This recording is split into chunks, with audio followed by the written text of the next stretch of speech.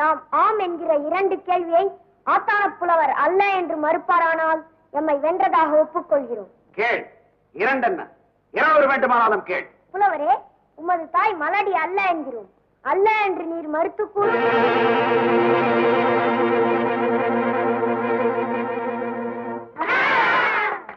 இரண்டாவது கேள்வி, நமது அரசர் புண்ணியவான் என்கிறோம்.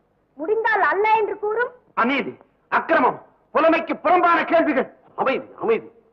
முருகா, நீனது புலமையையும் திறமையையும் கண்டு யாம் பெரிதும் மகிழ்கின்றோம். சற்றுமுன் எமது புலவரை கேட்ட 2 கேள்விகளில் ஒன்றேனும் அவர் அல்ல என்று மறுத்தாரில்லை. அந்த 2 கேள்விகளில் ஒன்றேனும் நின்னால் மறுக்கக்கூடுமோ? எம்மால் 2யுமே மறுக்கக்கூடும். அரசே, ஆத்தான புலவரின் தாய் மலடி அல்ல என்று கூறினோம். ஆனால் அவள் மலடிதான். எவ்வாறெனில் வாழையானது ஒரு குலை ஈனுவது போல் புலவரின் தாயும் இவர் ஒருவரை மட்டுமே பெற்றதனால் ஒரு பிள்ளை பிள்ளை அல்ல, ஒரு மரம் தோப்பல்ல. அத்துடன் ஈன்ற தாயை காப்பாற்றாது விடுத்தவர் இப்புலவர்.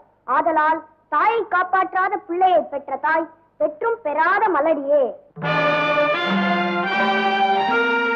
நமது இரண்டாவது கேள்வி, நமது அரசர் புண்ணியவான் என்று கூறினோம். ஆனால் அவர் புண்ணியவான் அல்ல. அது எவ்வாறெனில் ராஜா ராஷ்டிரகிருதம் பாபம் என்ற நீதி வாக்கியப்படி நாட்டில் உள்ளோர் செய்த பாவம் அரசனையே அடையும். ஆதலால் அரசன் புண்ணியவான் அல்ல. அருமை, அருமை.